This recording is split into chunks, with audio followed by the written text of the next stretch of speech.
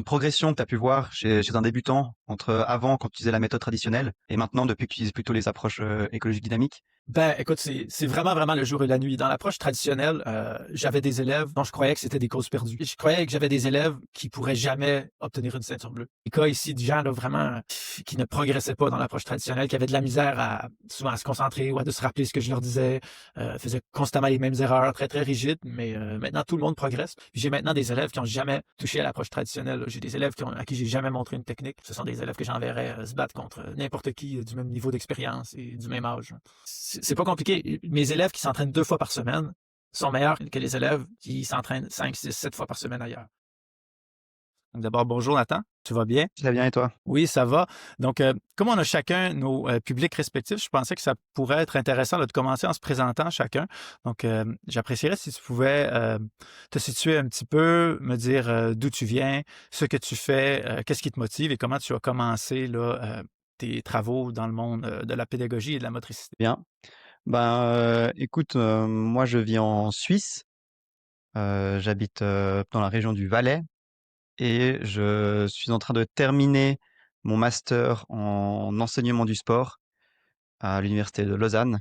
Et donc, j'ai déjà fait un bachelor ou licence en sciences du sport. Et là, je me spécialise en enseignement et je rédige ma thèse de master spécifiquement en neurosciences du sport. Au martial, j'ai fait mes débuts dans le karaté. Il y a de ça une bonne dizaine d'années. Et assez vite, j'ai commencé à m'intéresser à différents styles de combat. Je suis passé par la boxe, le Jeet Kune Do, Taekwondo. J'ai vraiment vu plein de styles, je crois, entre 20 et 25 styles d'arts martiaux différents. Toujours dans le but de chercher à comprendre comment fonctionne le corps. Et c'est vraiment à l'université que j'ai pu comprendre les modèles théoriques, non seulement un peu au niveau de la biomécanique, de la gestuelle, mais aussi surtout d'un point de vue plus neurosciences sur le développement de la motricité. Et avec ce parcours académique, ben, j'ai pu trouver un peu les réponses aux questions que j'avais. Et là, maintenant, depuis bientôt une année, j'ai créé la page Sciences Martiales sur Facebook pour pouvoir justement parler de, de neurosciences, de biomécanique, de motricité et pouvoir partager un peu ces connaissances très cloisonnées dans le monde académique et très peu connues aussi dans le monde francophone, pouvoir les partager un petit peu avec les pratiquants justement francophones de différents styles d'arts martiaux ou sports de combat. Oui, en fait, moi, moi, je vis au Québec, donc en Amérique du Nord, et je suis principalement un pratiquant et un entraîneur de jiu-jitsu brésilien. Et je dirais que depuis un peu plus d'un an, il y a un assez important débat là, dans ma communauté là, autour des pédagogies sportives, notamment à cause du succès là, d'un entraîneur assez irrévérencieux qui s'appelle Greg Souders. Donc, en ce moment, le sujet de la pédagogie sportive est très, très prégnant là, dans la sphère du jiu-jitsu brésilien. Je pense beaucoup plus que dans les autres disciplines martiales. Et ben, moi, c'est sûr, j'évolue dans un monde très anglophone. Étant québécois, je suis francophone, mais on est vraiment une minorité francophone dans le contexte plus large de l'Amérique du Nord. Et ce que j'ai beaucoup apprécié chez toi, c'est ta capacité là, de vulgariser et de mettre et de traduire en français une discipline qui, pour moi, existait juste dans les milieux universitaires anglophones. Donc, est-ce que tu dirais qu'en Suisse et à l'université en particulier, l'approche écologique ou dynamique là, qu'on pourra définir est discutée, elle est connue. C'est quelque chose qui est enseigné, donc? Alors oui, c'est enseigné à l'université et c'est non seulement enseigné, mais c'est montré comme étant l'approche aujourd'hui dominante et la plus efficace pour schématiser ce qui se passe dans le système nerveux lors du mouvement et aussi pour construire les pédagogies. Après, c'est quelque chose qui est surtout développé au niveau théorique, donc dans plutôt les cours magistraux. Dans tout ce qui est cours plus pratique, où on va aller étudier les différents sports, enseignement du foot, du volley, natation, etc., qu'on a aussi à l'université. Les coachs, eux, sont encore plutôt dans les anciens modèles théoriques, dont on pourra aussi discuter par après. Mais d'un point de vue purement académique, oui, les approches écologiques et dynamiques sont vraiment au cœur, sont bien discutées, bien testées, bien évaluées. Et il y a actuellement pas vraiment de débat sur quelle méthodologie utiliser. On va sur les approches dynamiques principalement. Ça peut quand même se nuancer suivant les disciplines sportives, Mais après, c'est plus Ouais. du détail, donc on pourra y revenir plus tard aussi. Ah, ben c'est fascinant. Dans le fond, un des objectifs qu'on s'est donné avec ce projet de podcast, c'est de faire en sorte qu'un entraîneur et qu'un chercheur puissent interagir là, autour des problématiques qu'on rencontre chacun dans nos domaines. Donc, moi, de mon côté, je suis vraiment un entraîneur en premier. Euh, les études que j'ai faites sont des études d'art. Donc, moi, j'ai étudié en musique et en lettres. Donc, c'est vraiment rien à voir avec le métier que je fais aujourd'hui. Euh, j'ai commencé ma pratique martiale tardivement dans la vie là, vers 21 ans. J'ai 37 maintenant, donc ça fait 16 ans là, que je baigne dans les arts martiaux. Et comme j'ai commencé assez tard, ben, j'ai assez rapidement eu l'intuition que je pourrais davantage me développer comme entraîneur que comme pratiquant. Donc, j'ai commencé à 21 ans, mais dès l'âge de 25, 26, j'ai pu commencer à enseigner parce qu'il y avait un besoin autour de moi là, d'un entraîneur qui prenne la charge d'un autre entraîneur qui était en congé de maladie. Donc, très tôt, ben, j'ai pris sur moi de faire de la recherche, puis d'étudier les meilleurs entraîneurs là, pour un peu compenser le manque d'expérience que j'avais. Donc, je considère que je suis quelqu'un qui est allé vraiment là, très, très loin dans l'approche traditionnelle, en achetant beaucoup, beaucoup de vidéos d'instruction et en modelant mon enseignement là, sur la pratique des meilleurs entraîneurs de ma discipline. Notamment là, John Danaher, qui est, en tout cas, aux États-Unis et en Amérique du Nord, là, vraiment réputé pour être l'enseignant d'arts martiaux le plus influent, là, aussi bien dans le monde des arts martiaux mixtes que dans celui des sports de lutte et du jiu-jitsu en particulier. Donc, j'ai investi là, beaucoup, beaucoup de temps dans l'approche traditionnelle, donc l'apprentissage de techniques décomposées et ensuite, mais mon travail, au fond, c'était souvent de traduire toutes ces techniques-là pour les rendre digestibles là, pour un public francophone. Donc, à travers ça, je suis aussi devenu traducteur par le biais là, de ma pratique d'enseignant. Donc, j'ai à cœur depuis longtemps là, de rendre accessible, dans le fond, la discipline que j'ai choisie. Puis, avant de m'arrêter sur le jiu-jitsu brésilien, là, j'ai fait beaucoup de boxe, beaucoup de muay thai. J'ai même fait des arts martiaux traditionnels comme le Kali puis l'eskrima, qui est l'art martial philippin là, qu'on fait avec des bâtons où on utilise des armes pour, avant d'utiliser les pieds et les poings. Donc, c'est ça. Donc, je me suis vraiment consacré au sport de lutte après 3-4 ans, après avoir butiné là, autour d'autres disciplines. Puis la raison pour laquelle je me suis vraiment concentré sur le jiu-jitsu en particulier, c'est parce que c'était la discipline qui me semblait la plus complexe, la plus difficile à assimiler, du fait que ça nous était présenté par le biais là, des techniques à apprendre. Donc, je me suis dit, il n'y a aucune façon que je puisse devenir bon dans cette discipline-là si j'en fais pas chaque jour, si j'étudie pas les meilleurs pratiquants, si je passe pas 20 heures par semaine sur les tatamis. Donc aujourd'hui, j'ai une perspective très différente puisque j'ai ouvert mon école il y a quoi de temps, au Saguenay-Lac-Saint-Jean. Notre école s'appelle Jiu-Jitsu Saguenay. Ma conjointe aussi est copropriétaire. Puis ici, on enseigne le jiu-jitsu et maintenant les arts martiaux mixtes. Puis depuis 2 ans, on le fait dans une perspective là, strictement écologique, dynamique. On est les premiers là, au Québec à avoir pris le tournant. Puis je considère que c'est la meilleure décision que j'ai prise professionnellement dans ma vie, puisque c'est extrêmement libérateur comme enseignant de voir ses élèves progresser d'une façon, à mon sens, plus authentique.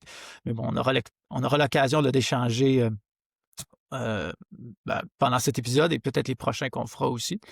Donc, maintenant qu'on s'est présenté, on voulait aujourd'hui commencer cette série d'entretiens autour du thème de la mode ou de la tendance, à savoir si l'approche écologique est une tendance vouée à disparaître ou vraiment un changement de paradigme. Donc déjà, euh, pour ceux qui sont dans mon monde à moi, qui sont dans le monde du Jiu-Jitsu, ces gens-là savent qu'il y a là, un véritable choc des cultures pédagogiques là, en ce moment qui en réalité, on va le démontrer aujourd'hui, s'est cristallisé là, depuis quelques décennies. On a d'un côté la tradition dite plutôt technique, qui valorise la reproduction fidèle de modèles idéaux et la correction par l'enseignement de fins détails. Et de l'autre côté, on a l'approche écologique ou dynamique qui met de l'avant la capacité d'adaptation, la créativité et l'intelligence motrice située, c'est-à-dire la capacité d'un pratiquant à percevoir directement des opportunités d'action, ce qu'on appelle aussi des affordances, et de façon plus générale à s'auto-organiser efficacement en fonction de contraintes. Si certains considèrent que cette perspective est une mode passagère, nous allons défendre la thèse inverse, que l'approche écologique représente plutôt l'aboutissement d'un siècle de recherche scientifique. C'est une approche qui s'inscrit dans une trajectoire historique qui a progressivement déplacé le regard des programmes moteurs centralisés vers une compréhension plus dynamique et contrainte du mouvement humain. Donc, est-ce que c'est quelque chose que tu rencontres aussi dans tes milieux? Parce que je sais que tu enseignes aussi l'idée que cette approche-là serait au fond une mode, quelque chose qui a tendance à être dépassé. Alors c'est quelque chose que j'ai remarqué surtout dans le milieu du jiu-jitsu brésilien, comme c'est un peu j'ai l'impression que c'est la discipline qui a le plus côtoyé, en tout cas qui est vraiment un peu le fer de lance avec, tu as cité, Greg Souders avant. C'est un peu lui qui a popularisé cette méthode, d'enseignement et pour l'instant, de ce que je vois, les autres disciplines sportives sont pas encore vraiment mis à étudier vraiment, cela et on n'a pas vraiment encore, de confrontation en 2 méthodes. Donc moi, ce que j'essaie de partager, ben, je le vois avec les gens qui sont plutôt, issus du karaté, aïkido, kung-fu, donc plutôt des arts martiaux dits traditionnels et pour eux, comme j'utilise pas un vocabulaire très technique, j'essaye d'éviter justement de complexifier les choses, plus que nécessaire. Donc c'est plutôt des petits concepts que je vais apporter sur on en parlera pas après, mais de la variabilité, on va parler de perception, d'environnement et sur ces choses-là, les gens sont pas forcément, réfractaires à l'idée et je pense même aussi, tu as dit qu'il y avait un peu un choc culturel, pédagogique. Je pense que c'est aussi beaucoup dû à la manière dont les choses sont amenées et je pense, bah, avec les discussions qu'on va avoir, bah, toi qui viens plutôt du terrain, moi un peu plus, du côté théorique, montrer qu'on n'est pas forcément obligé d'avoir un choc entre, 2 structures pédagogiques, mais plutôt le voir comme une évolution, comme ouais, vraiment une évolution de la façon d'enseigner. Oui, puis c'est quand même paradoxal, à mon avis, que le jiu-jitsu brésilien ait été la discipline, disons, martiale, euh, confrontée à ce débat-là en premier, puisque c'est la discipline martiale où la présence des combats, du sparring était déjà centrale. Donc, moi, comme beaucoup d'autres pratiquants autour de moi, on a fait le choix en grande partie du jiu-jitsu parce que c'était la discipline où on se battait. Puis moi, personnellement, pour avoir fait de la boxe et du Muay Thai pendant quelques années, j'étais rapidement tanné là, de frapper dans le vide, frapper sur des sacs, travailler mon geste. Je voulais savoir comment je me mesurais à d'autres hommes. Et dans le jiu-jitsu, on avait cette possibilité-là, cette possibilité de vraiment se tester avec un minimum de risque corporel.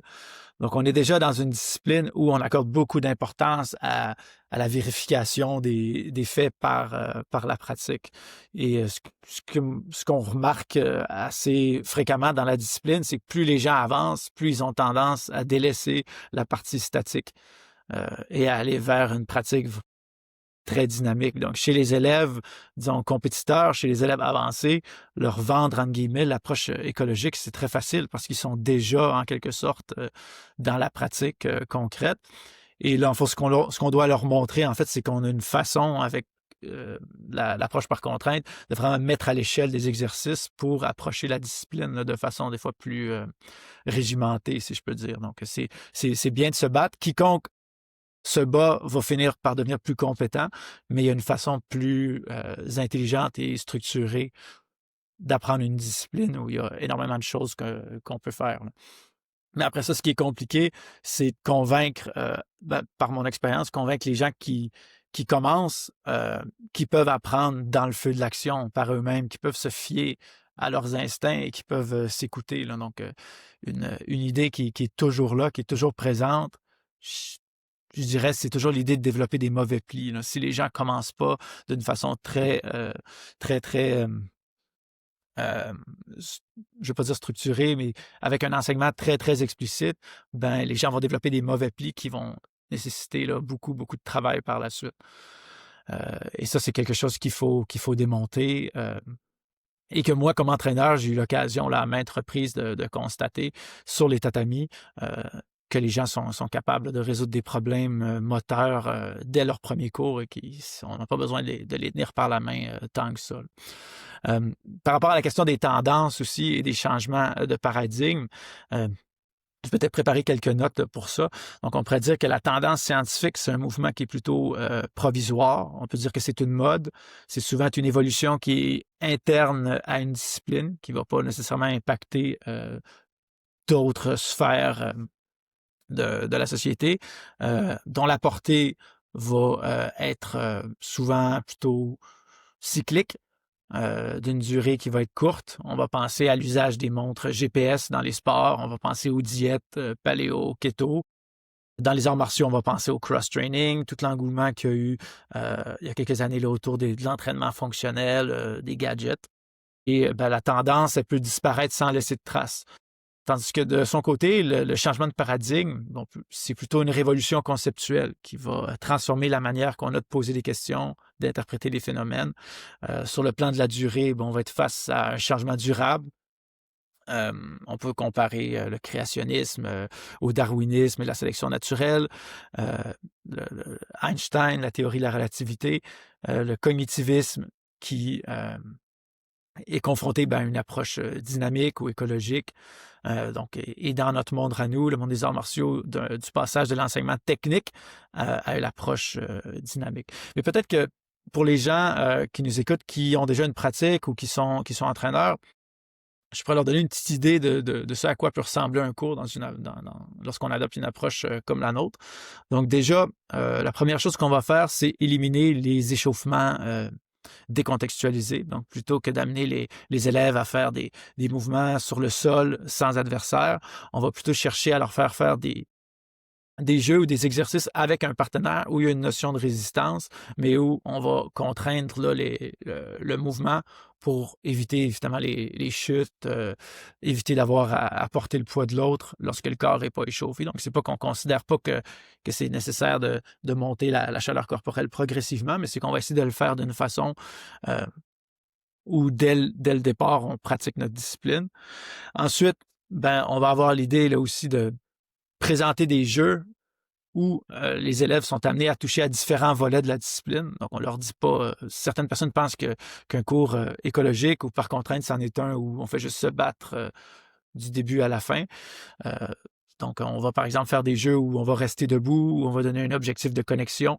Ensuite, on va les arrêter lorsque l'objectif est rempli. Et progressivement, ben, on va aller au sol où on va se coller contre le mur. On va commencer peut-être dans une position d'extension où on va demander le maintien d'une connexion ou la finition d'une clé, par exemple. Donc, on va prendre chacun des volets de la discipline et on va les pratiquer séparément, euh, mais toujours avec l'élément là, de résistance. Euh, donc, on s'était dit, comme on le mentionnait plus tôt, qu'on pourrait aujourd'hui essayer de vous présenter quelques-uns des repères historiques qui montrent l'évolution là, du courant de pensée qu'on rassemble aujourd'hui là, autour de l'idée de l'approche écologique. Et pour ça, Nicolas, Nathan, excuse-moi, j'aimerais que tu nous parles un petit peu de Nicolas Bernstein, s'il te plaît. Oui.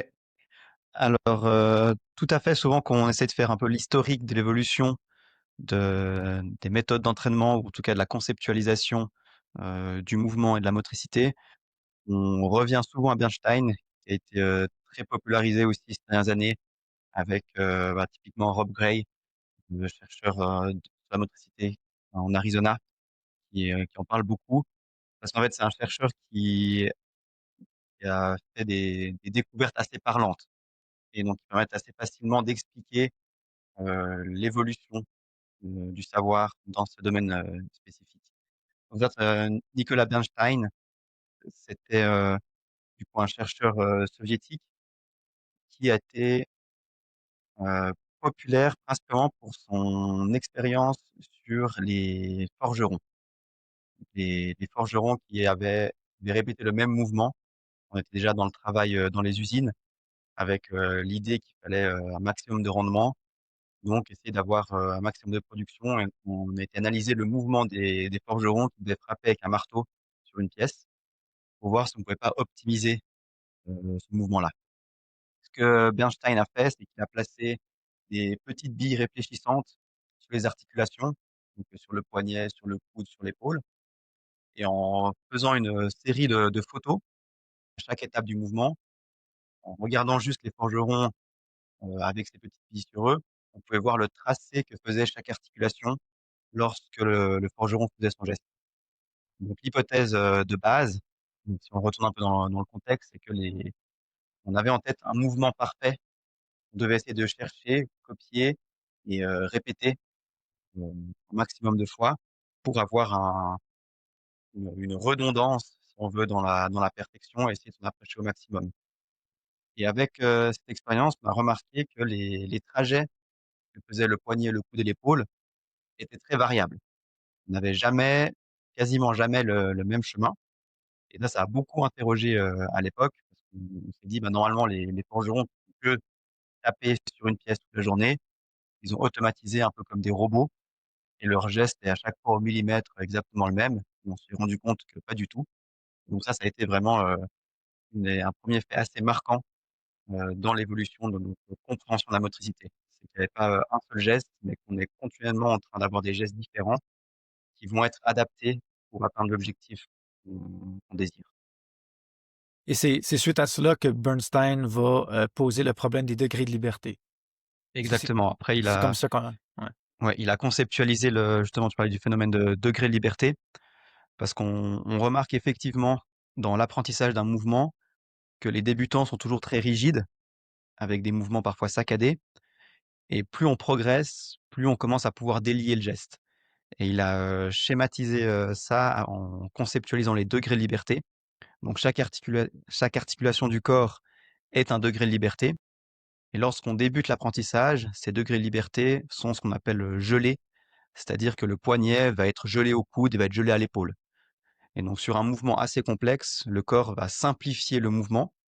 Donc sur toute l'amplitude que pourrait faire le poignet, toute l'amplitude que pourrait faire le coude, de toute l'amplitude que pourrait faire l'épaule, on fait une seule articulation avec ces trois éléments, on gèle les degrés de liberté pour avoir un seul mouvement à gérer.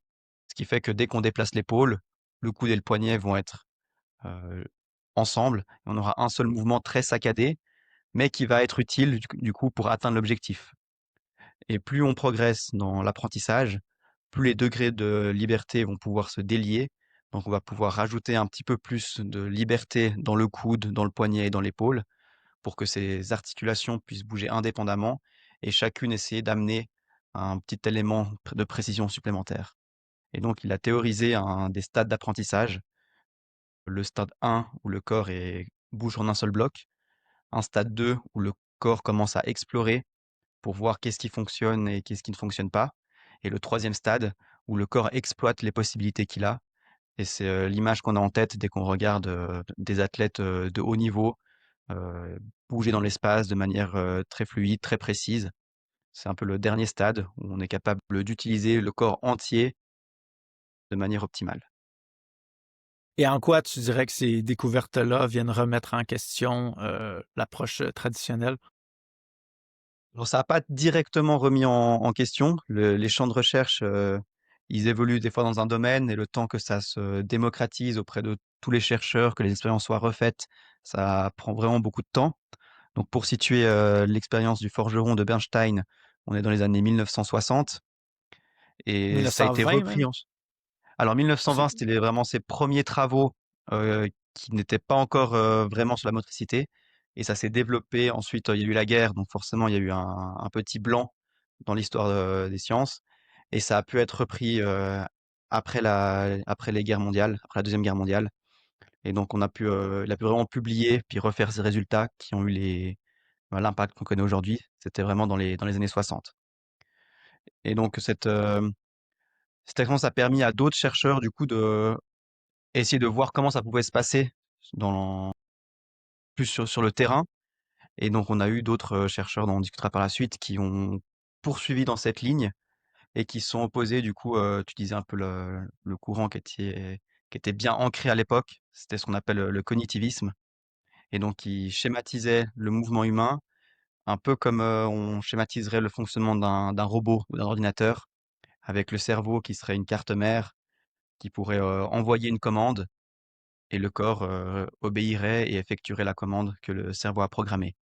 Et donc ce système très linéaire où le cerveau envoie une information et ensuite le corps réagit, c'est quelque chose qui est encore un petit peu utilisé aujourd'hui pour vraiment comprendre les bases du fonctionnement. Mais grâce à Bernstein, on s'est rendu compte que c'était plus compliqué que ça. Tout simplement parce que vu que le mouvement n'était pas le même à chaque fois auprès des forgerons, et ben la commande motrice ne pouvait pas être exactement la même à chaque fois. Mhm.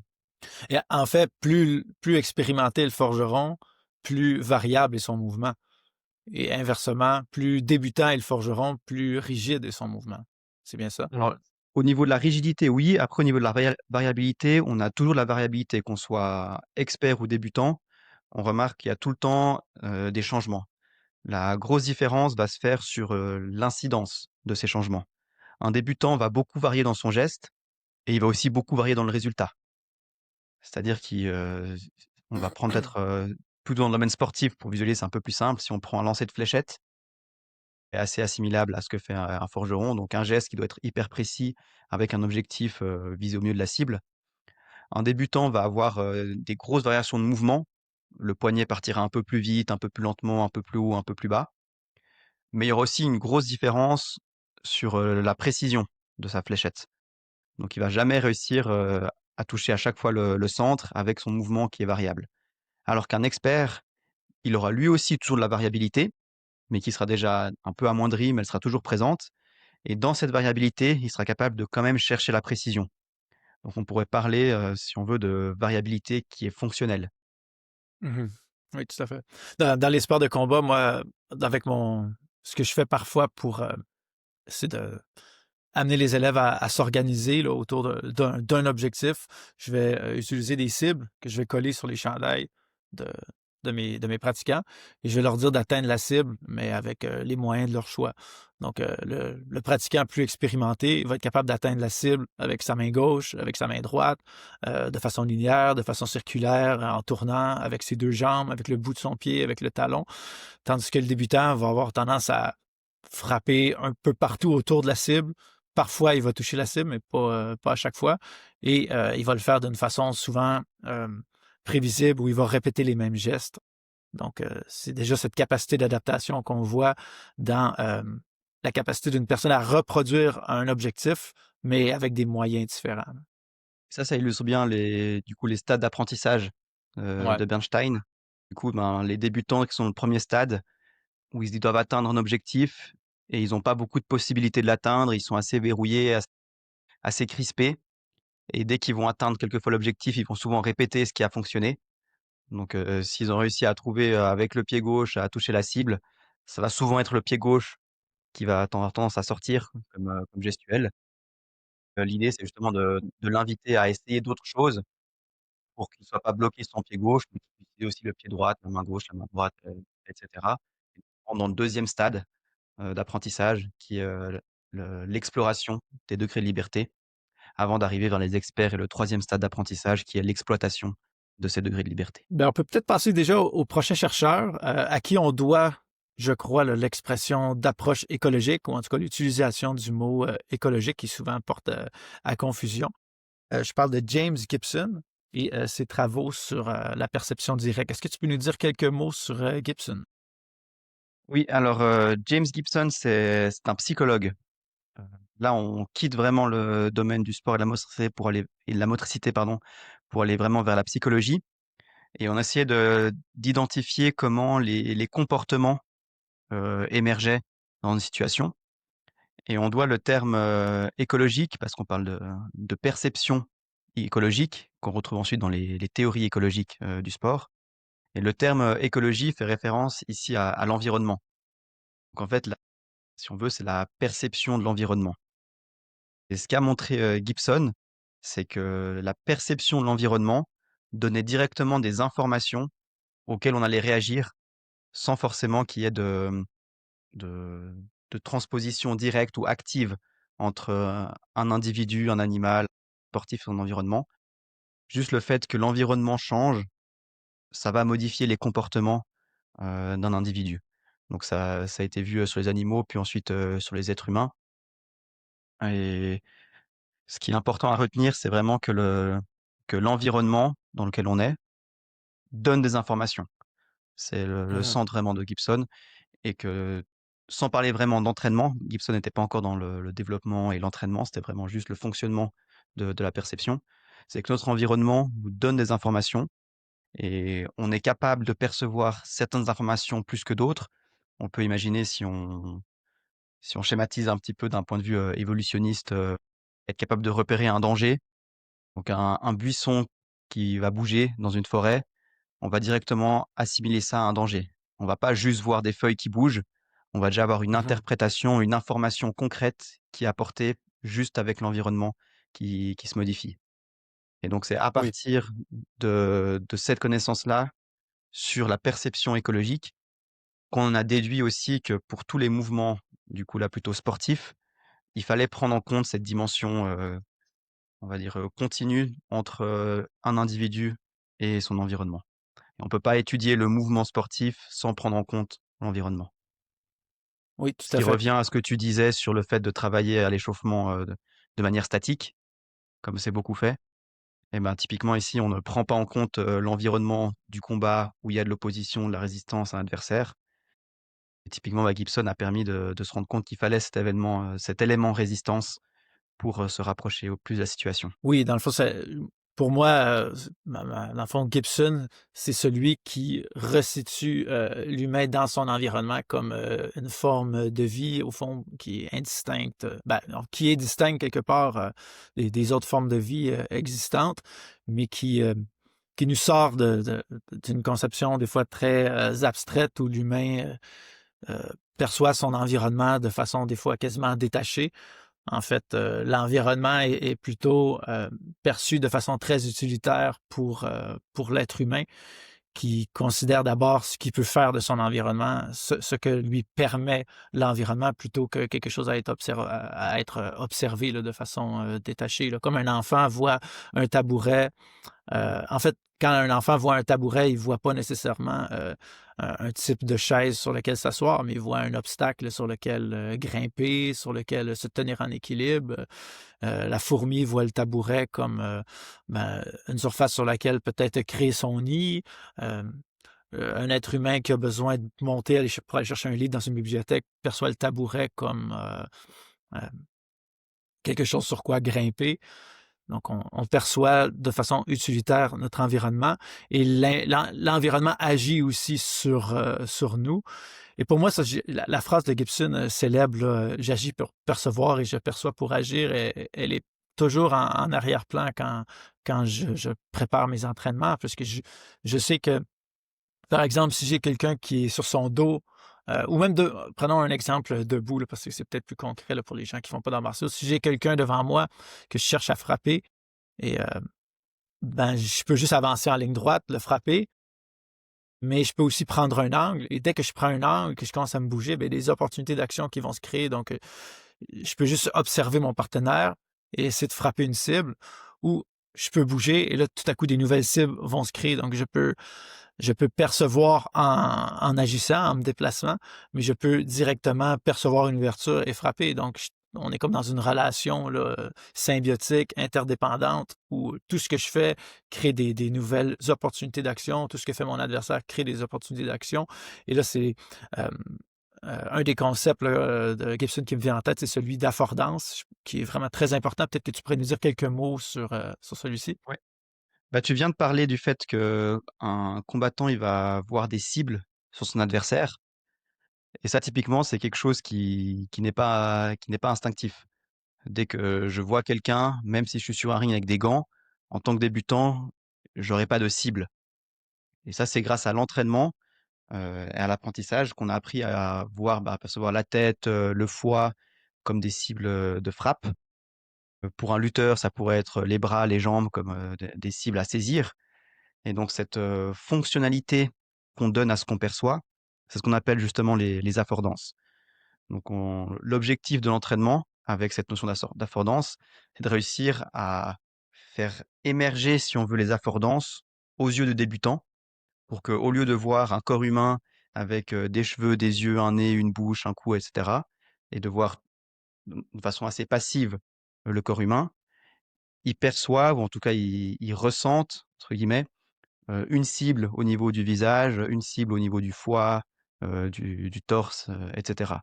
Et donc on va essayer de construire cette compréhension du monde qui nous est utile dans un contexte très précis. Mais les affordances, elles sont utilisées dans plein de domaines. Euh, on pense typiquement à tout ce qui est dans l'immobilier, les objets du quotidien qu'on a tous chez soi. Si je prends par exemple, un verre d'eau, la forme du verre va être arrondie de manière à ce que, naturellement, entre guillemets, j'ai appris à faire en sorte que ma main entoure le verre d'eau pour être bien saisi. Si on fait un verre qui est complètement carré, on voit qu'on a directement moins envie de l'attraper. Et ça a été vu avec des études en fonction de quels objets on met. On va voir les gens saisir les objets différemment. Et donc ce concept d'affordance, les affordances sont toujours présentes partout dans l'environnement. Et ce qu'on veut, c'est faire en sorte qu'on les repère et que certains signes de l'environnement, certains juste objets dans notre environnement, signifient quelque chose pour nous dans un contexte précis. On a souvent l'exemple de la poignée de porte. Donc une poignée de porte qui ressort donne envie d'être saisie, appuyée, alors qu'on trouve des fois dans les restaurants les portes avec juste une plaque en métal droite. Là, on a envie de poser sa main sur la plaque et de pousser. Il ne nous viendrait pas l'idée de venir tirer la porte, alors que pourtant, il n'y a aucune information, c'est pas forcément écrit qu'il faut pousser Oui, la oui. porte. Personne ne nous l'a dit, mais le fait qu'on voit la plaque, on a envie de pousser directement. On voit aussi beaucoup dans les chemins qui sont faits dans les prairies, dans les parcs. Dès que quelqu'un commence à passer un endroit, que l'herbe commence à moins pousser, qu'on a un chemin en terre qui commence à se faire, les gens instinctivement vont aussi passer par là. Donc dès qu'on voit un chemin qui commence à être tracé, on est invité, on a l'affordance de prendre le chemin qui est déjà tracé avec la terre tassée plutôt que marcher dans les hautes herbes. Et donc Oui, on peut toutes ces dire, choses-là sont vraiment ce qu'on appelle les affordances, donc des informations présentes dans l'environnement qu'on a dans notre cerveau. oui, puis pour revenir à Gibson, c'est l'idée que l'environnement nous fournit de l'information qu'on est intuitivement capable de décrypter, là, sans qu'il soit nécessaire de se faire expliquer d'abord qu'un endroit qui a été délimité pour marcher est un endroit qui a été délimité pour marcher. Ça fait penser à un livre, Le design des objets ordinaires, là, The Design of Ordinary Object, je pense, je sais pas si tu connais, mais Oui, c'est je connais. un théoricien du design des objets qui a écrit un livre qui a été un best-seller, là, qui est encore édité, puis qui démontre, là, dans le fond, qu'un objet qui est bien conçu, c'est un objet dont l'utilisation est implicite au regard. Puis inversement, un objet qui serait mal conçu, c'est un objet qu'on n'arrive pas à manipuler, là. Donc, on peut penser à des électroménagers qui nécessitent de regarder dans un mode d'emploi. En réalité, quand un objet est bien conçu, euh, son, son mode d'emploi est implicite. Puis beaucoup de ce que je fais, je pense comme entraîneur, c'est de présenter une vision fonctionnelle du corps humain. Par exemple, dans un contexte de jujitsu ou de lutte, ben, je présente le cou comme une articulation qui peut être écrasée, qui peut être comprimée menant à l'étranglement. Je présente les bras comme des outils défensifs qui protègent le centre du corps. Je présente les épaules et les hanches comme des articulations vraiment auxquelles on cherche à s'agripper ou à se rapprocher en tout temps pour avancer dans un processus d'immobilisation. Et quand l'élève voit le corps en fonction des affordances, de ce qu'il peut faire à un corps, tout à coup, sa capacité d'adaptation s'augmente puisque tous les corps fonctionnent plus ou moins de la même façon. Ils sont différents, mais que tu mesures 6 pieds 4 ou que tu mesures 5 pieds 4, je veux me rapprocher de ton épaule et je voudrais idéalement contrôler tes deux épaules ou tes deux hanches plutôt que juste une épaule ou juste une hanche. Voir le corps en fonction de ce qu'on peut faire pour l'immobiliser. En fait, c'est le central à mon enseignement. Très bien. Gibson, on aura l'occasion là, d'en reparler. Je pense que c'est un chercheur qui est vraiment important. Mais on pourrait passer tout de suite à Scott Kelso, les années 80-90, avec les concepts Mhm. d'auto-organisation et d'attracteurs dynamiques. Qu'est-ce que tu aurais à nous dire sur les travaux de Kelso? Alors Kelso, il fait partie de ces chercheurs qui ont montré, l'aspect dynamique, en fait, du mouvement. Il faut comprendre ça comme une certaine manière, les changements de coordination, vont se faire de manière, directe. Le plus parlant pour illustrer, le fonctionnement dynamique du corps, si on imagine quelqu'un qui est sur un tapis de course et qu'on augmente progressivement la vitesse du tapis de course, on va le voir passer de la marche à la course de manière directe, de manière dynamique. Il y aura peut-être quelques pas qui vont se faire avec une marche rapide, mais on n'aura pas d'entre-deux entre la marche et la course. Ça va être soit l'un, soit l'autre.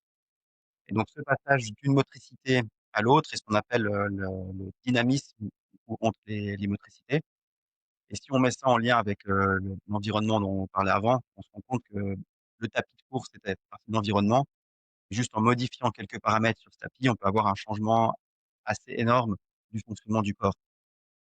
Cette théorie dynamique est vraiment à prendre en compte comme quoi des petits éléments peuvent avoir des gros impacts sur le fonctionnement du corps. Première recherche qui avait été faite était sur simplement des mouvements de doigts à faire en rythme. Et plus on augmente le rythme et la vitesse de Ouais. les doigts, on remarque qu'il y a un dérèglement, mais qui est soudain.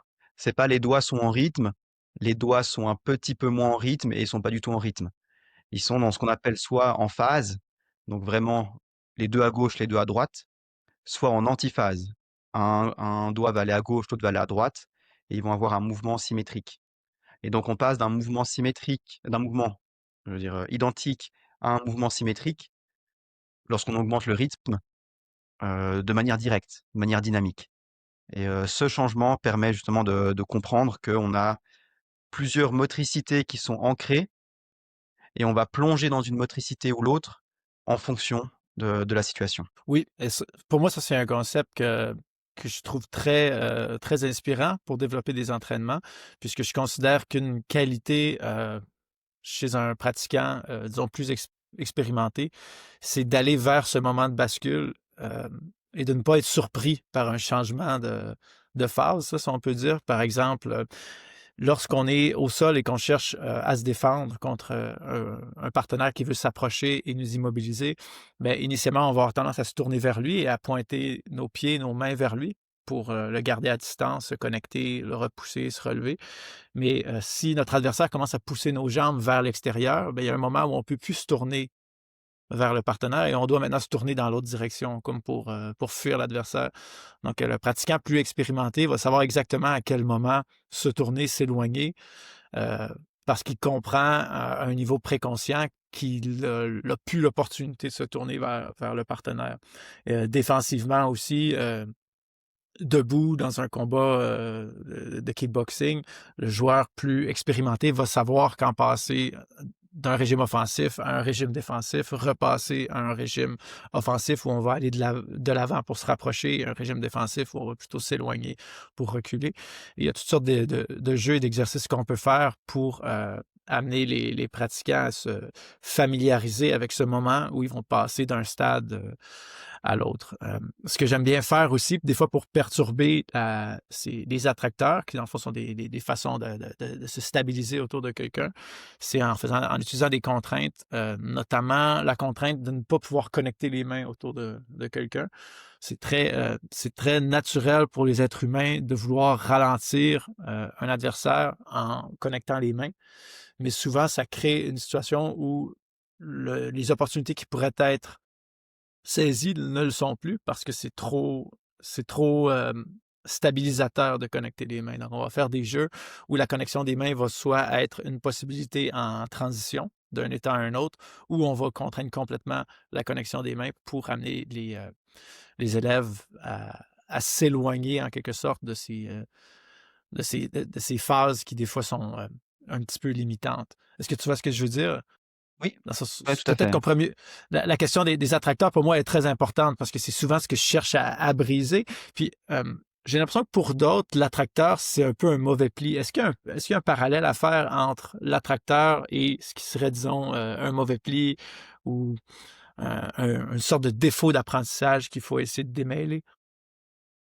Ouais, alors, Je pense ce que tu appelles mauvais pli, tu fais référence à un mouvement qu'on va essayer de faire alors qu'il serait pas idéal. C'est ça que. C'est pas qu'il n'est pas idéal, mais c'est qu'il semble plus néfaste pour l'élève.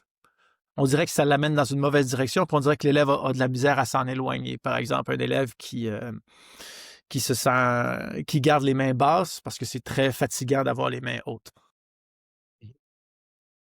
Alors, il y a je peux faire un parallèle avec le concept d'auto-organisation qui découle aussi des théories dynamiques.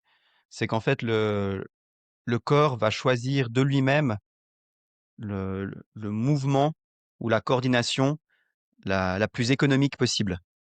Donc, typiquement, tu parlais des bras qui se baissent. C'est lorsque les bras commencent à fatiguer, les bras vont commencer à se baisser. Et donc, c'est la réaction, si on veut, naturelle du corps face à une fatigue au niveau des muscles des épaules. Donc, pour contrer ça, ce qu'on veut, nous, c'est renforcer, tu parlais d'attracteur, renforcer la consigne qu'il faut garder vraiment les mains hautes. Et donc, ce changement d'attention, en fait, de sentiment d'importance qu'on met au fait d'avoir les mains hautes, va faire que l'auto-organisation va pas simplement se faire au niveau de ah, les épaules sont fatiguées, je les baisse, mais je vais avoir en tête que ah, les épaules sont fatiguées, mais garder les mains hautes est plus important, et donc je vais pouvoir les garder hautes. Si on reprend l'exemple du tapis de course, si je demande explicitement à la personne de ne pas courir, je vais pouvoir augmenter la vitesse du tapis de manière beaucoup plus grande et il va continuer à marcher, mais il va devoir se forcer à rester dans un pattern de marche. Et lorsqu'on ne dit rien, bah, naturellement, il va passer en course. Et donc, lorsqu'on donne des mauvais plis, ça peut être des fois qu'on a demandé à quelqu'un de continuer à marcher, alors que finalement, le tapis va très vite et il faudrait juste laisser le corps aller et se mettre à la course. Et donc, ce qui se passe, que lorsqu'on décrit, par exemple, des techniques qui doivent, qui doivent obligatoirement passer par certaines étapes. Donc, admettons, il faut que tu saisisses avec la main gauche puis la main droite pour pouvoir tirer. Ça fait qu'on enlève, si on veut, l'attracteur naturel de pouvoir tirer uniquement avec la main droite. Parce que le mauvais pli sera mis de devoir mettre d'abord la main droite puis la main gauche. Et donc, si on veut, on force l'élève à faire un geste qui n'est pas forcément ce qu'il ferait naturellement. Oui, tout à fait. Je me faisais un petit peu l'avocat du diable en te parlant des mauvais plis parce que c'est probablement le souci principal des entraîneurs qui remettent en question notre façon de faire les choses ici. Mais je veux dire, dans n'importe quelle discipline, que ce soit l'apprentissage d'un instrument de musique, l'apprentissage d'une langue ou d'un art martial, on est toujours débutant avant d'être intermédiaire, avant d'être avancé. Donc, je pense que les entraîneurs doivent juste se rappeler que c'est tout à fait normal d'être maladroit au début et d'avoir besoin de temps pour apprendre en quelque sorte à s'auto-organiser en fonction des tâches qui sont présentées. Souvent, quand les gens commencent, et même pendant des années, je dirais, en tout cas en Jiu-Jitsu, les pratiquants ne savent même pas exactement quelles sont les tâches qu'ils devraient accomplir. On leur dit comment faire X, Y, Z, mais on leur dit même pas qu'est-ce qu'ils doivent faire. Et je dirais qu'une façon peut-être de simplifier aussi l'enseignement dans l'approche écologique, c'est dire aux élèves ce qu'ils doivent faire, mais ne pas leur dire comment faire. Frapper une cible sans leur dire comment s'y prendre, empêcher un adversaire collé au sol de tourner dans une direction ou de l'autre, mais sans leur dire comment faire. Et les enseignants qui se donnent ces contraintes-là vont voir que très rapidement, les gens développent des capacités d'adaptation et des solutions qui leur sont propres beaucoup plus rapidement que dans l'approche traditionnelle. Parce qu'au fond, je pense que ce qu'on veut comme entraîneur, c'est un apprentissage qui est plus rapide. On veut plus de résultats en moins de temps. Et ça, moi, j'ai pu le constater. Là. Je le constate à chaque semaine, en fait, là, que je vois des choses sur les tatamis que je ne croyais pas possibles avant, où j'avais l'impression que je devais vraiment, étape par étape, montrer aux gens comment bouger. Je dirais que l'exemple du mouvement de base vraiment stéréotypique en jiu-jitsu, c'est le mouvement de la crevette, là, où on commence sur le dos et on se tourne sur le côté. C'est ce qu'on fait chaque matin en sortant de notre lit, mais pourtant, on a l'impression qu'il faut décortiquer le mouvement et l'enseigner. Je vois des crevettes à tous les jours chez des gens qui viennent faire des cours d'essai, qui se sont jamais battus de leur vie, dès lors que j'ai fait commencer dos au sol et je leur dis de se tourner vers un adversaire qui essaie de les immobiliser. Et ensuite, On peut simplement leur expliquer qu'on veut protéger la partie centrale du corps, le centre de gravité, et qu'on doit utiliser nos membres pour protéger. Donc, naturellement, tout ce qui est recomposition de garde, ce qu'on aurait tendance à enseigner dans un contexte de cours de techniques fondamentales, émerge très rapidement dès lors que les consignes sont claires. Mais la consigne doit être très claire, mais ensuite, il faut laisser une très grande marge de manœuvre quant aux façons de répondre aux problèmes qu'on pose. De la même manière qu'on pourrait se dire, imaginons quelqu'un qui ne sait pas courir, plutôt que lui expliquer étape par étape comment courir, le mettre sur un tapis, augmenter la vitesse du tapis suffit. Ben oui. Donc juste créer un environnement qui va nécessiter une auto-organisation pour passer outre la contrainte du tapis qui va vite, va faire émerger le mouvement de la course. Et donc comme tu disais, simplement mettre quelqu'un sur le dos, lui dire de protéger son ventre et de s'éloigner d'un adversaire, parfois ça suffit à voir émerger un mouvement qu'on trouve utile dans la pratique sportive. Oui, puis le mouvement est orienté aussi en vue d'une fonction, quelque chose à accomplir. Le mouvement n'existe pas dans un vase clos. Se tourner pour se tourner, ou ça veut rien dire à quelqu'un qui commence, mais se tourner pour empêcher de se faire frapper ou pour repousser quelqu'un, tout à coup, c'est beaucoup plus concret. Donc, vas-y. C'est quelque chose qui est souvent compliqué à comprendre, c'est qu'on imagine le mouvement de la crevette, ça pourrait être n'importe quelle autre technique, et il y a deux visions en fait, de définition qu'on met sur le mot crevette. Il y a d'un côté le mouvement étape par étape, qui est de poser le pied, prendre appui, pousser, rotation du bassin, tel qu'on l'enseigne typiquement en échauffement, tel qu'on pourrait le voir dans un livre. Donc exactement quel mouvement doit faire chaque partie du corps pour que si on regarde quelqu'un faire ça, on puisse dire ah c'est la crevette d'un point de vue académique, si on veut. Et donc il y a vraiment le mouvement purement visuel qu'on va faire dans le vide. Et il y a aussi le mouvement qui est un autre mouvement qui est le mouvement fonctionnel, qui est là le fait de pouvoir s'éloigner d'un partenaire ou d'un adversaire qui veut nous saisir. Et en fait, les coachs ont souvent tendance à mettre ensemble ces deux termes. Dès qu'on va voir quelqu'un faire un mouvement, alors ce sera pas du tout le mouvement qu'on imagine de la crevette qu'on montre à un débutant, mais c'est le mouvement qu'on va faire quand on s'éloigne. Et donc on peut regarder un petit peu un sparring, et on voit un mouvement de crevette, on dit ah voilà, ça c'est la crevette. Mais si on avait mis la personne dans le vide, qu'on l'avait regardé faire le même mouvement, on aurait dit non, c'est pas une crevette parce que le pied est pas bien placé, le mouvement de hanche est pas assez appuyé, etc. Ça fonctionne pas. Et donc on a vraiment en tête la crevette qu'on fait dans le vide à l'échauffement, la crevette fonctionnelle. Les deux ont le terme crevette, alors qu'en réalité, c'est deux mouvements vraiment différents. Oui, tout à fait. Puis, je veux dire, si on revient à Bernstein, je suis convaincu qu'on pourrait analyser le mouvement de différents athlètes et on verrait des crevettes qui sont toujours différentes en réalité. Je trouve qu'il y a quelque chose, il y a comme une sorte de mensonge implicite dans l'approche traditionnelle où l'entraîneur prétend qu'il est au courant de tout ce qui se passe dans un mouvement de crevette, mais en réalité, on n'est pas conscient exactement euh, du degré de mouvement dans le poignet, dans la cheville, dans le cou. Et si on se met à penser euh, à ce niveau de détail-là, ben, on n'est pas concentré sur notre adversaire, qui est lui toujours en train de bouger, en train de créer des nouvelles affordances. Donc, dans un contexte si dynamique, si fluide, le fait de réfléchir, c'est déjà, pour moi, quelque chose qui nous ralentit et qui nous rend moins performants. Même dans un contexte plus fermé, il y a des expériences qui ont été faites où on regarde comment bougent les articulations sur un geste qui est censé être le même. On remarque, là j'ai une étude en tête sur des lancers de baseball. On a l'impression que le mouvement va être à chaque fois le même, alors qu'au final, chez une même personne, les articulations ne bougent pas de la même manière. Même chez un professionnel qui est censé avoir un mouvement vraiment calibré, et il y a pas, l'environnement n'est pas dynamique, il n'y a pas beaucoup de variables qui viennent entrer en jeu. Il faut à chaque fois lancer la balle.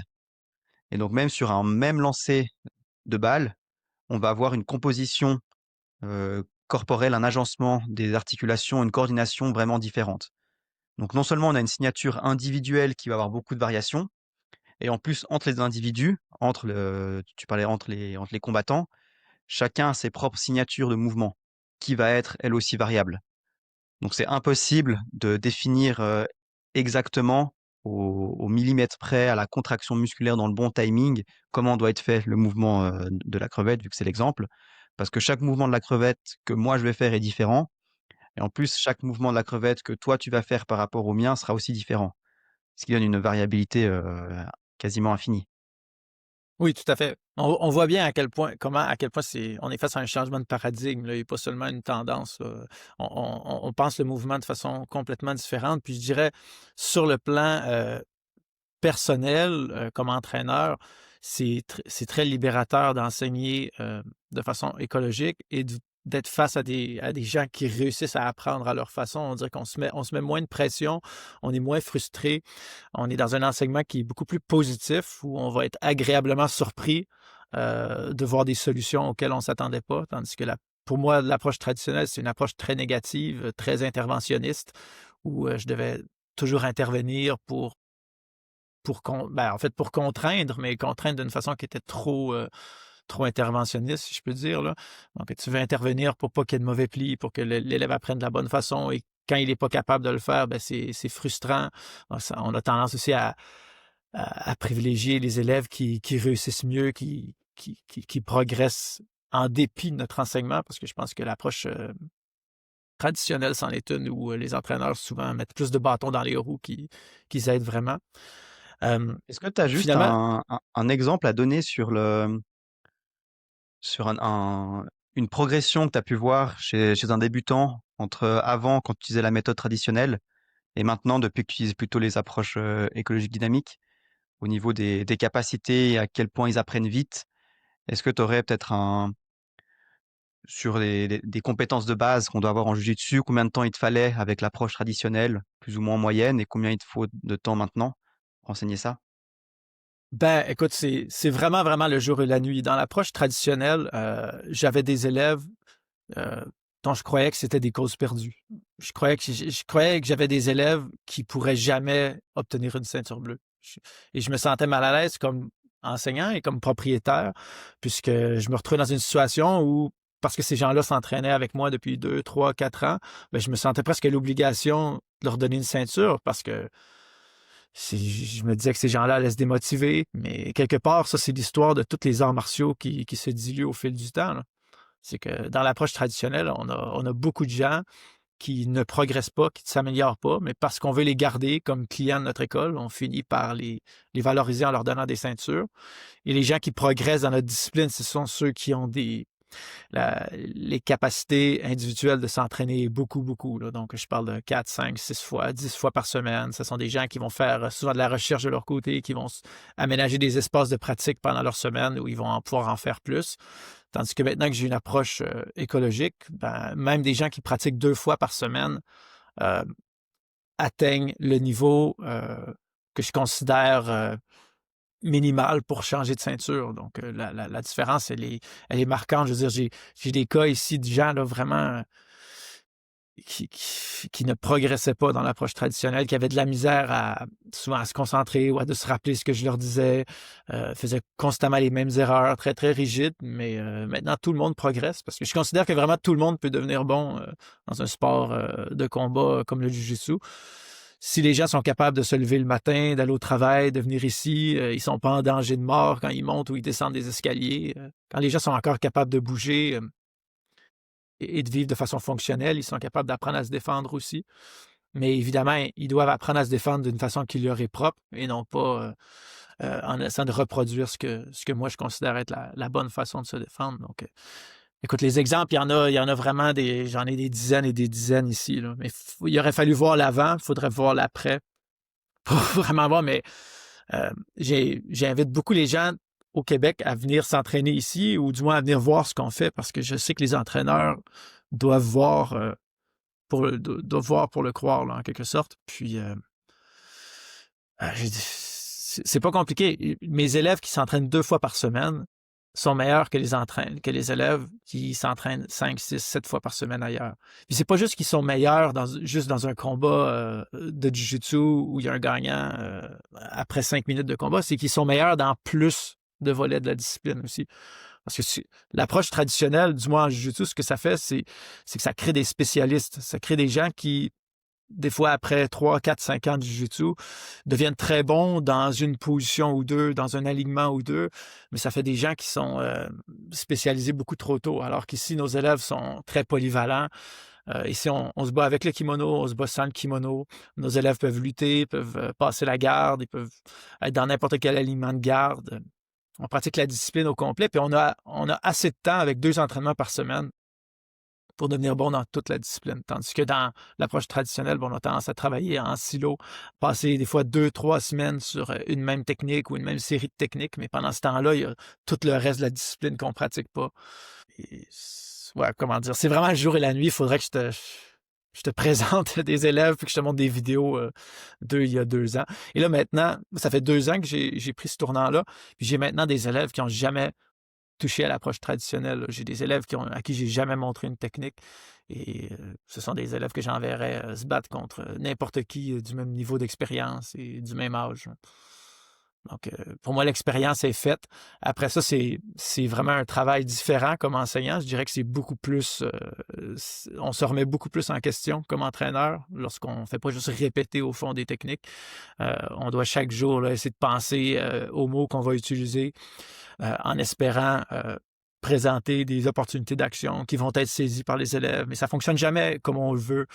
Donc, on est toujours dans l'essai-erreur. Puis, je dirais que dans l'approche écologique, c'est nous, les entraîneurs, qui prenons le fardeau sur nous d'élever le niveau de la salle. Alors qu'avant, dans l'approche traditionnelle, le fardeau, il est vraiment mis sur l'élève de reproduire ce que le professeur lui a dit, de comprendre les termes qui lui sont véhiculés.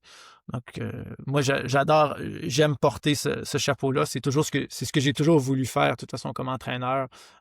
Vraiment, là, avoir un travail intellectuel à faire qui allait me permettre, là, qui serait vraiment stimulant.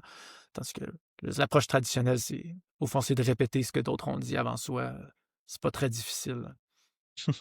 Ok, bah, je trouve c'est vraiment ces exemples-là du quotidien. Tu parlais d'élèves qui, avec des entraînements 2 fois par semaine, ont le même niveau que dans d'autres clubs qui s'entraînent 5, 6 fois par semaine. Je trouve que c'est ce genre d'exemple qui peut vraiment faire se rendre compte auprès des coachs et des pratiquants que, ah oui, c'est pas juste on change 2, 3 paramètres et puis ça va un petit peu mieux. Il y a vraiment enfin, la différence est vraiment énorme, surtout dans des Énorme. sports comme le jiu-jitsu ou des sports qui sont très libres. Il y a plein de possibilités, il y a plein de choses à maîtriser. Si on s'entraîne de manière très carrée sur un seul élément, on perd une partie très riche de ce qu'est l'apprentissage de la discipline. Oui, oui, parce que tout ce que tu fais comme entraîneur a un coût d'opportunité. Tu sais. Donc, si tu passes beaucoup de temps à pratiquer une chose spécifique, ben, pendant tout ce temps, il y a toutes ces autres choses que tu pratiques pas. Et les connaissances, le savoir-faire, c'est pas une chose qu'on acquiert puis qui reste là. C'est constamment remis en question, c'est constamment évolutif, si je peux dire. Donc, nous, on propose juste des cours d'1 heure ici, mais nos cours d'1 heure sont tellement denses et chargés qu'il n'y a personne qui demande à s'entraîner après l'heure de combat. Là. Tout le monde est prêt à retourner à la maison, ils en ont eu assez, ils ont lutté, ils ont passé des gardes, ils ont immobilisé, ils ont fait des soumissions. On a pratiqué la discipline au complet, certes avec des fils conducteurs, des thèmes qu'on essaie de ramener d'un cours à l'autre pour quand même structurer nos modules d'entraînement. Mais l'élève qui vient s'entraîner chez nous, il pratique la discipline au complet. Puis moi, comme entraîneur, ben, mon travail, c'est de guider les élèves pour les amener à développer une conception fonctionnelle de ce qu'on cherche à faire lorsqu'on se bat contre quelqu'un dans le contexte d'un match de jiu-jitsu sportif ou d'un combat d'arts martiaux mixtes. Donc, de façon générale, j'emploie toujours j'essaie de toujours utiliser la même syntaxe. Je veux dire quelque chose comme je veux que vous vous concentriez à faire X dans le but de Y. À cette fin, concentrez-vous sur les repères corporels suivants. Donc, par exemple, dans le prochain jeu, je veux que vous vous concentriez à maintenir la connexion de votre torse sur le torse de votre partenaire dans le but de le garder sur le dos. À cette fin, vous pouvez vous concentrer sur les coudes de votre adversaire, spécifiquement essayer de rester entre les coudes, quelque chose comme ça. Donc, l'élève sait spécifiquement ce qu'il doit faire, quelles sont les conditions gagnantes du jeu, donc maintenir la connexion torse à torse, maintenir le partenaire sur le dos, à quelle fin ben, l'immobilisation, l'empêcher de tourner. Et pendant qu'il fait ça, ben, il va se concentrer à manipuler les coudes pour essayer de comprendre comment la manipulation des coudes est liée à la capacité de maintenir quelqu'un au sol. Ensuite, je vais faire, pour le joueur défensif, je vais avoir une phrase similaire, je vais lui dire euh, dans le prochain jeu, je veux que vous vous concentriez à ramener vos membres entre vous et votre partenaire pour le repousser. Les conditions gagnantes du jeu sont vos deux pieds autour des hanches du partenaire ou vos deux pieds entre les jambes. Donc, je leur donne des repères corporels sur l'autre. Donc, mes pieds autour ou mes pieds entre les jambes.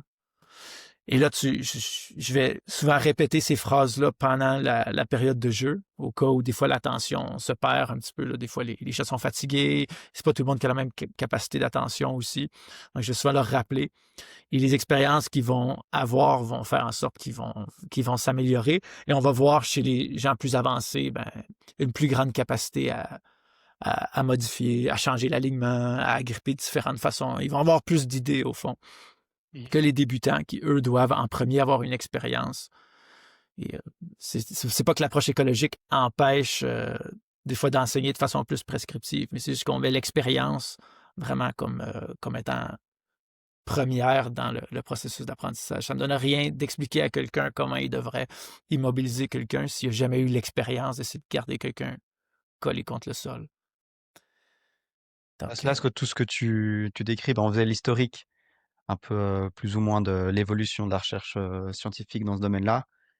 Puis bah, ta manière d'enseigner, c'est vraiment la combinaison, euh, grâce aux apprentissages de Bernstein, l'approche écologique en psychologie de Gibson, puis les théories dynamiques et d'auto-organisation qui ont été portées par Kelso et d'autres chercheurs. On a vraiment mis ça en commun dans les années 90 et ça s'est beaucoup développé ensuite dans les années 2000 avec bah, le plus grand chercheur, je pense, qui a été vraiment réputé pour son travail, c'est Carl Newell, qui a créé vraiment l'approche écologique dynamique, qui l'a théorisée et qui a ensuite pu être beaucoup reprise, beaucoup étudiée par des chercheurs comme Case Davids, comme Button, Renshaw.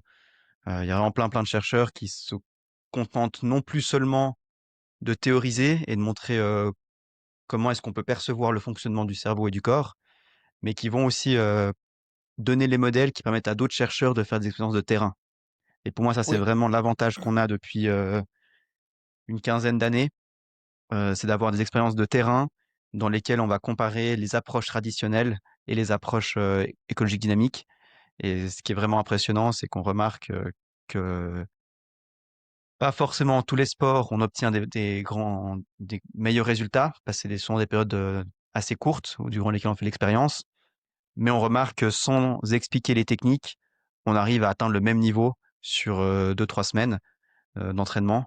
Et donc, on peut supposer que si on poursuit l'entraînement sur une plus longue période, euh, ça sera sûrement fait, je pense, dans les prochaines années. Mais on devrait voir que sur des longues périodes d'entraînement, on a des différences assez notables. J'avais vu, il y a une étude autour 2020-2021 peut-être, qui a été faite dans la police allemande, justement, qui a étudié comment enseigner les méthodes de self-défense à l'académie de police. Et ils ont testé avec tout un protocole où ils prennent des recrues de police qui n'ont pas d'expérience en sport de combat et ils leur donnent un entraînement vraiment codifié, soit très traditionnel où ils vont apprendre un blocage, ils vont apprendre une clé, ils vont apprendre chaque fois dans une situation précise à faire une technique. Et dans un autre groupe, on met aussi des policiers qui n'ont pas d'expérience, mais qui font que du travail en situation, avec, bah, comme tu le disais, penser à regarder où est le couteau, rester loin du couteau, saisir un bras, toujours dans des situations de combat. Et ils ont mis en place un examen qu'ils ont fait passer à tout le monde avant la période d'entraînement et après, dans lequel ils étaient attaqués au couteau de manière très prescriptive. Donc attaque par en haut, attaque par en bas, attaque latérale. Ils étaient prévenus à l'avance quel type d'attaque ils avaient. Et au milieu de la séance, ils avaient une attaque surprise. Donc on leur faisait croire que c'était fini. Et en fait, l'examinateur, il ressort le couteau et il attaque. Et puis là, on voulait voir sur une attaque surprise, euh, quel était leur niveau. Alors forcément, avant les entraînements, comme ils ont aucune expérience, tout le monde était mauvais.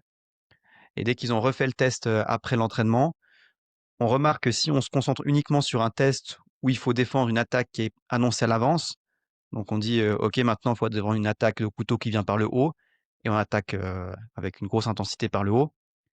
Les deux groupes arrivent à défendre. Autant le groupe qui a vu les techniques par le haut, défense contre attaque couteau par le haut, sait se défendre efficacement. Autant le groupe qui a fait que du contexte et qui n'a pas vu de technique précise arrive à se défendre. Donc on est un peu équivalent en termes des méthodes pour ce type d'exercice. Mais dès qu'on passe sur le test attaque surprise, là on voit une énorme différence et on remarque que ceux qui ont appris les techniques précises sont incapables de les ressortir en situation réelle ou quasi réelle, vu que ça reste un exercice. Mais en tout cas, sur une attaque surprise, quasiment toutes les recrues de police ont raté et se sont fait toucher, alors que ceux qui avaient appris avec les méthodes écologiques dynamiques, eux ont réussi à s'en sortir et à quand même avoir un résultat assez positif. Donc c'est sur ce genre d'expérience, je trouve, qu'on va vraiment faire des bons en avant et réussir à démocratiser l'approche écologique. Et je pense que toi, ce que tu as vu, toi, au niveau personnel, dans ta propre expérience, on essaye de le montrer petit à petit, vraiment d'un point de vue plus scientifique, en mesurant vraiment, tout ce qui se passe avec des capteurs, des mesures de force, et cetera.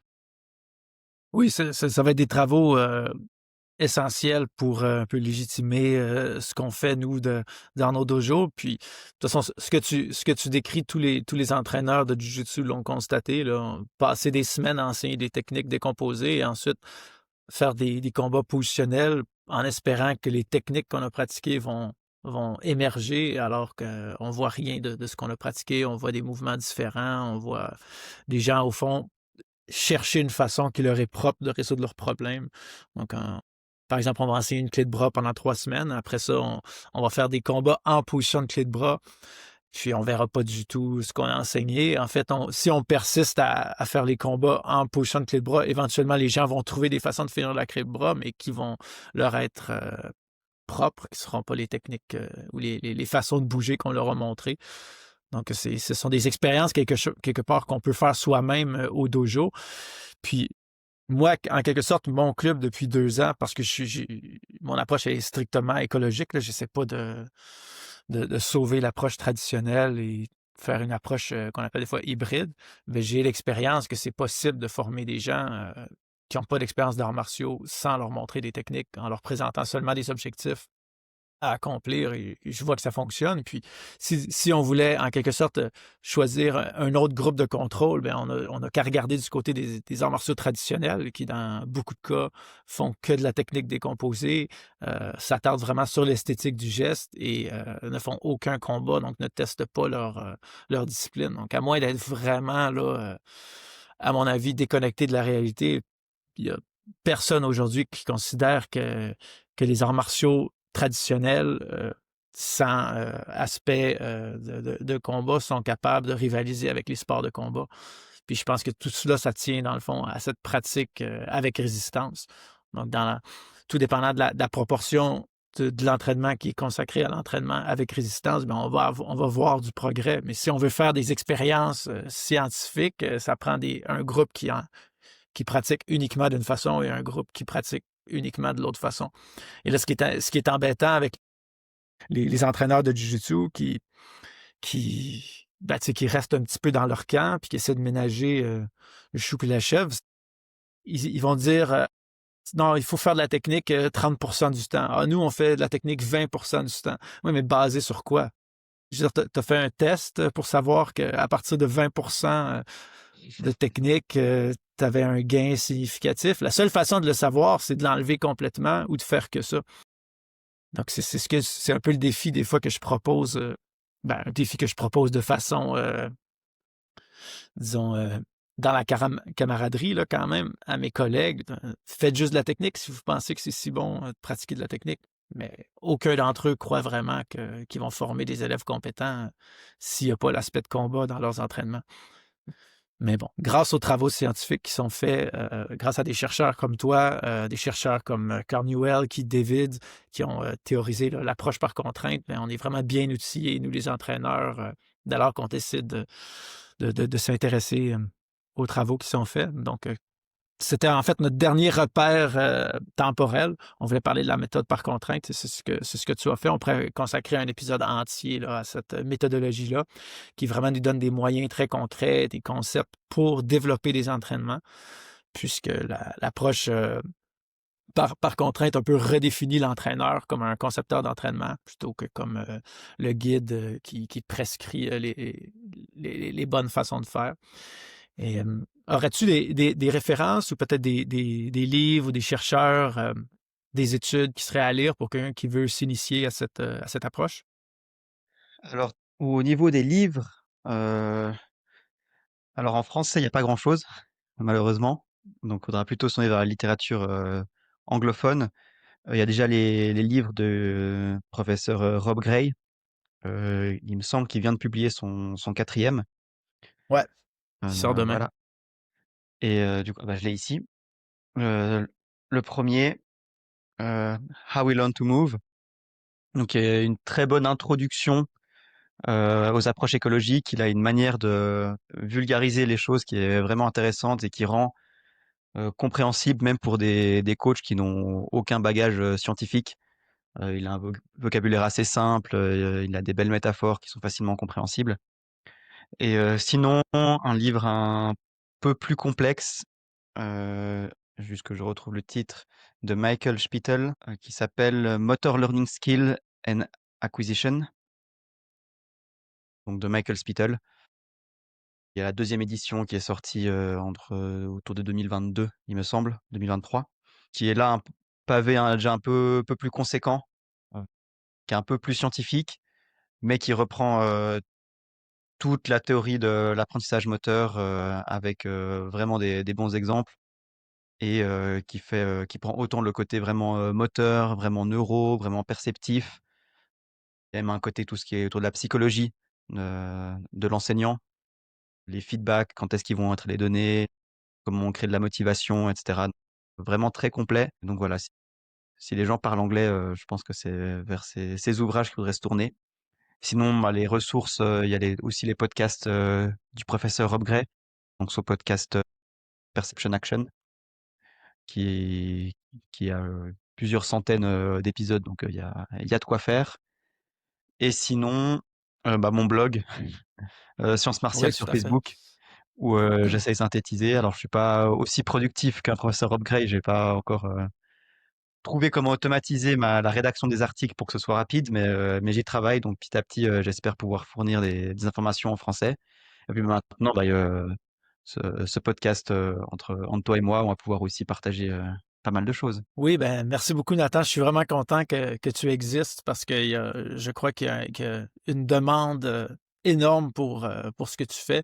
Euh, Traduire tout ça en français, ça va être vraiment un travail important pour qu'on puisse assimiler la matière et vraiment créer les cultures d'environnement, les cultures d'entraînement, c'est-à-dire qui sied à nos élèves. Donc, je te remercie là, d'avoir pris le temps ce matin, d'avoir été ici avec moi. Puis pour la suite, écoutez, Nathan et moi, c'est juste la deuxième fois qu'on se parle en personne aujourd'hui. Donc, on voulait être transparent avec vous. Puis, dans le fond, vous inviter à nous contacter si vous avez des thèmes ou des sujets particuliers que vous aimeriez qu'on aborde. Donc, que ce soit la psychologie écologique, que ce soit ben, l'approche traditionnelle, au fond, qu'on pourrait essayer de défendre quand même pour bien comprendre ce à quoi on s'oppose en quelque sorte. On pourrait parler des cours pour enfants, on pourrait parler ben, plus spécifiquement de la conception de nos cours. Moi, comme je vous disais, ça fait 2 ans, là, ça va faire 2 ans en janvier prochain là, que j'enseigne strictement dans cette approche-là. Je donne à peu près 20 cours par semaine. Donc, moi, je suis tous les jours sur les tatamis, j'enseigne aux enfants, aux adultes, et j'essaie vraiment là, de me trouver un chemin dans tout ça. Je dis pas que je suis loin d'avoir la science infuse. Euh, Comme propriétaire d'école, on a beaucoup de chapeaux à porter, donc je cherche toujours à avoir des interlocuteurs, d'autres entraîneurs ailleurs qui veulent échanger avec moi. Moi, ça peut beaucoup m'aider. Je suis très généreux là, dans mon d'enseignement, ne serait-ce que j'ai beaucoup appris moi-même d'autres entraîneurs, notamment Greg Souders, que Nathan a mentionné plus tôt. Et je mentionnerai aussi Scott Seavright, qui a été vraiment l'inspiration pour mon programme d'arts martiaux mix. Scott Seavright a une école à Milwaukee aux États-Unis. Ça fait, je pense, environ 7-8 ans qu'il enseigne strictement dans une approche écologique et c'est quelqu'un qui, moi, m'a beaucoup, beaucoup influencé, au moins, peut-être même plus que Craig Souders. Donc, Scott Seavright, je pourrais euh, partager ses réseaux dans les commentaires.